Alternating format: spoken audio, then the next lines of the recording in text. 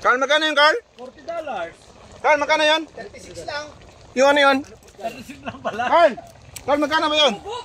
50 ang ano, 50 ang palitan na. 56 yun. Mababa palitan sa ano, 50 lang. Sige, kahit yung 55, nasa 1,000 plus pa rin eh. Ayan, ito lang yung gamit namin, kahoy lang.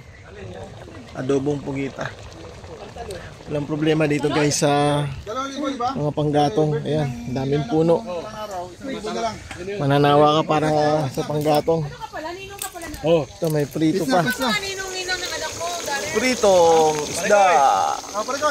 Alam mo naman, pare ko, pero kasi tayo sa 2,000. Nakadali ka tuloy. Kasi ka pa ang Gcash doon ha. Kulang pa pare. Kulang ba? Kulang pa yan. Ah, si Jobs ang bala dyan. Oo, titip yan. Adobo di ba? Oo. Nalo yan. Panalo sa panggatong, oh, walang problema. Oh. Kuha ka lang dyan. Madami tayo dyan.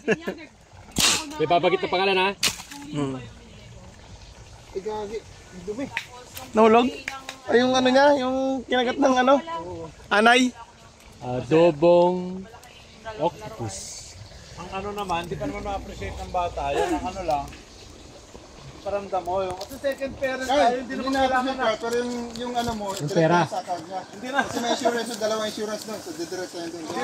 Hindi naman kailangan kasi sa financial yan tutulong. Lalo't alam ko na Pero direct na nga si Manang pare ko, so mas malaki Kaya ang sa nakuha niya, no?